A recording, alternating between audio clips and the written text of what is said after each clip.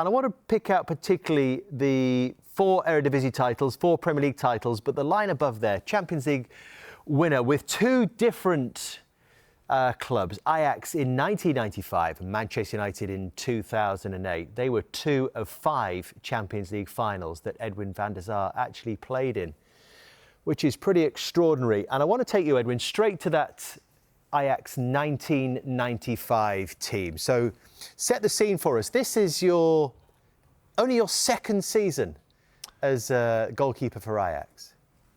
Yeah, 23. As a senior goalkeeper. I was 23 when I came into the team, and 24 when we played the Champions League final against Milan. We beat Milan already twice in the group stage, and the third time lucky we had to play the final, especially for Frank Rijkaard. He had a tremendous career, won 3 Champions League titles with Milan. So yeah, to play that final and play against Milan for him was really special. The game on zich was not great. I had a few saves, and I think Petr Kluivert scored, I think in the 80th minute. And yeah, from that moment on, the sheer excitement you feel, and what is this really going to happen? Is it really true? And when the referee blew the whistle, then bam.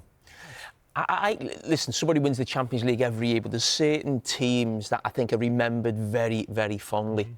And I think that Ajax team of 95 and the following season, when you got the final again in 96, I think you used to Juventus. But the reason it's so special for me, I was probably 16, 17 watching this team, the amount of young players in the team, but also it's what I would call a typical Ajax system. No one else seems to play that. Maybe an Ajax or a Barcelona, 3-4-3, and young players. It almost seems like that's the real ethos of Ajax. Yeah, it felt really as the academy players with Reiziger, Frank de Boer, Rijkaard before Seedorf, Edgar Davids, Ronald de Boer. So we had 5 or 6 coming from the academy into a Champions League final, and it felt like friends. Felt like we were doing together. We had a fantastic coach, Louis van Gaal. He was technically brilliant for us, explained a lot, and with the experience of Danny Blind at the back, Frank Rijkaard, they played or with the 2 at the back, or sometimes Rijkaard went to the midfield to make sure that Liedmanen could go forward. We could play with that, and to win the team and have the excitement and have like the celebration in Amsterdam on the canals with a boat.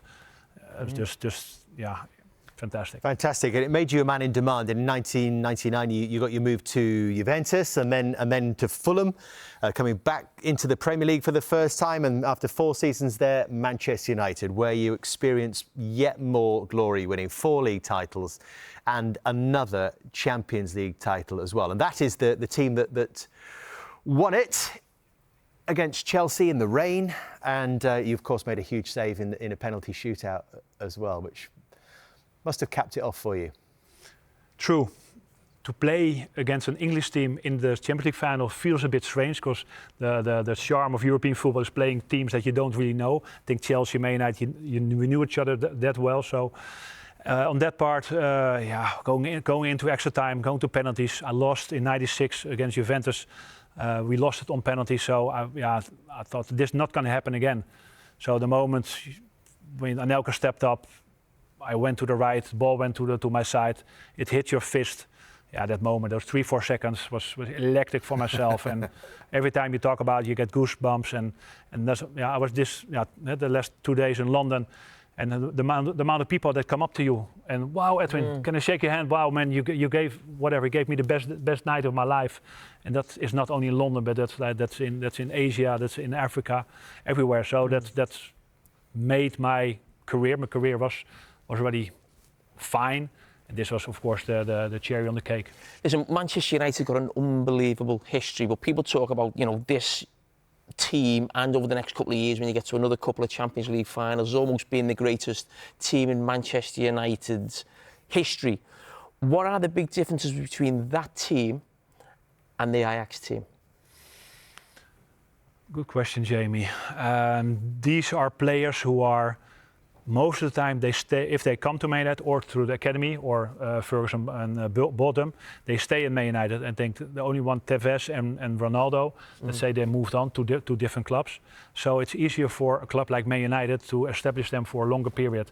At Ajax, every 2 years, 3 years, you have a new team. you lose your 3 best 4 players, you're losing every year.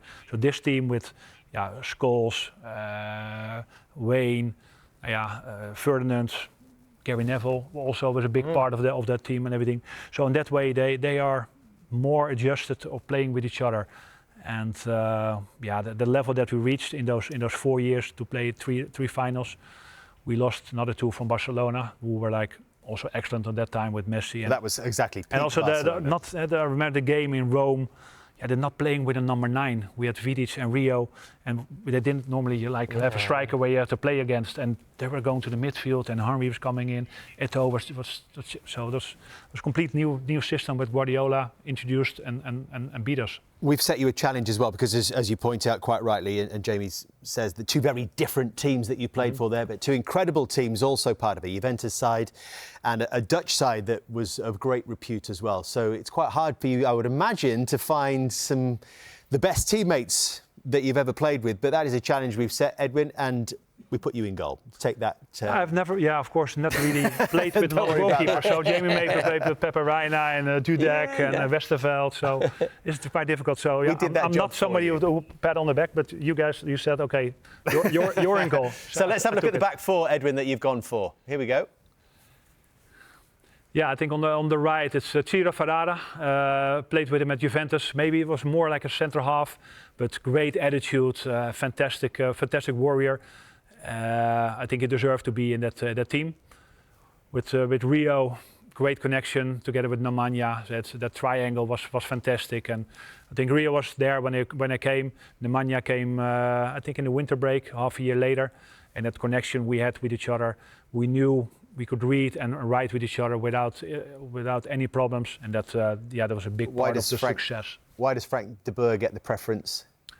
Frank, because he's a good friend, a good player. You can put it in a different way. I could have put Patrice there, but I think Frank de Boer is quite clever, not the quickest, knew exactly what to do, great pass. If you remember the pass that the goal that Bergkamp scored against Argentina. Yeah.